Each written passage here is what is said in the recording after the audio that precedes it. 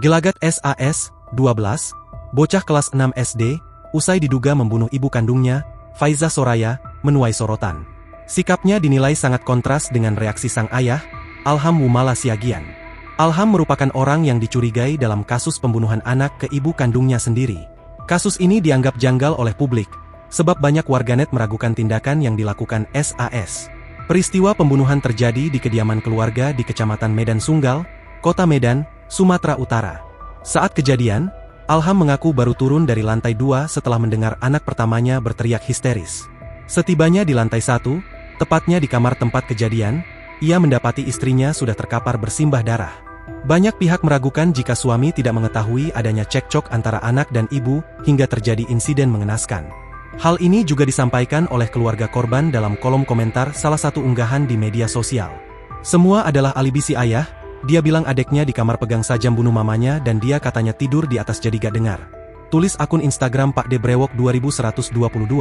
Selain itu, luka-luka mengenaskan pada tubuh korban dinilai tidak mungkin dilakukan oleh anak di bawah umur dengan tenaga sebesar itu.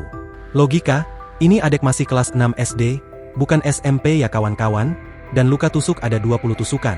Logikanya gak mungkin mamaknya gak teriak kalau gak dibekap. Sambungnya.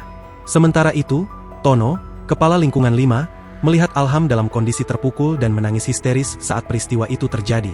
Namun, menurut kesaksian tetangga, Alham sempat menunjukkan sikap gelisah. Setelah insiden, ia terlihat mondar-mandir di depan rumah yang telah dipasangi garis polisi. Sesekali menatap ke dalam rumah dengan wajah pucat setelah prosesi pemakaman. Itu suami korban yang mondar-mandir dari tadi pagi.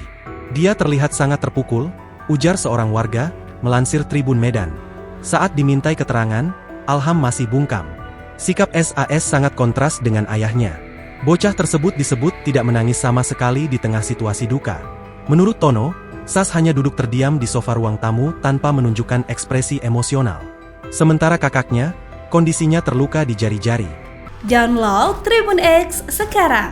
Menghadirkan lokal menjadi Indonesia.